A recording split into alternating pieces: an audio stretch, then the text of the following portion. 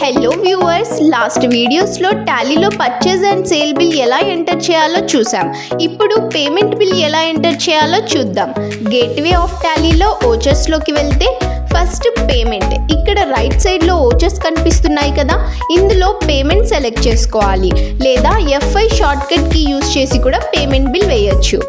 మన కంపెనీ నుంచి ఎవరికైనా అమౌంట్ పే చేస్తే అది కూడా మనం టాలీలో ఎంటర్ చేయాలి. ఫర్ సపోజ్ సప్లయర్స్ దగ్గర నుంచి ప్రోడక్ట్స్ పర్చేస్ చేసాం, వాళ్ళకి అమౌంట్ కూడా పే చేస్తాం. ఎంత అమౌంట్ ఏ సప్లయర్కి పే చేసామో కూడా టాలీలో ఎంటర్ చేసుకోవాలి. అలాగే మన కంపెనీలో జరిగే ఎక్స్పెన్సెస్ అన్నీ కూడా పేమెంట్లోనే ఎంటర్ చేయాలి. ఇప్పుడు ఎలా ఎంటర్ చేయాలో చూపిస్తానో చూడండి.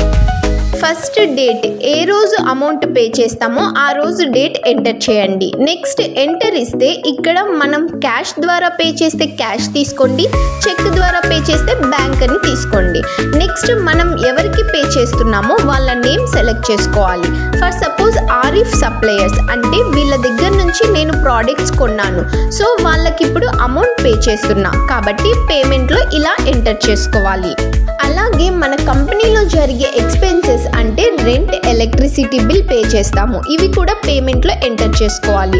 డేట్ ఎంటర్ చేసి క్యాష్ అయితే క్యాష్, చెక్ అయితే బ్యాంక్ అని తీసుకొని ఇక్కడ రెంట్ సెలెక్ట్ చేసుకున్న తర్వాత ఎంత అమౌంట్ పే చేసామో ఆ అమౌంట్ ఎంటర్ చేయండి. అలాగే next electricity bill, date enter చేసి నెక్స్ట్ క్యాష్ అని తీసుకొని ఎలక్ట్రిసిటీ బిల్ అని సెలెక్ట్ చేసుకొని అమౌంట్ ఎంటర్ చేయండి. ఇలా మన కంపెనీలో జరిగే ఎక్స్పెన్సెస్ అన్నీ పేమెంట్లో ఎంటర్ చేస్తాం. నెక్స్ట్ వీడియోస్లో మన కంపెనీకి వచ్చే ఇన్కమ్స్ అన్నీ ఎలా ఎంటర్ చేసుకోవాలో చూద్దాం. ఈ వీడియోలో మీకు ఇంకా ఏమైనా డౌట్స్ ఉంటే డిస్క్రిప్షన్లో మా నెంబర్ ఉంటుంది, కాల్ చేయండి. ఇలాంటి మరిన్ని టాలీ టిప్స్ కోసం మా Ayan software solutions YouTube channel and Instagram పేజ్ని ఫాలో చేసుకోండి.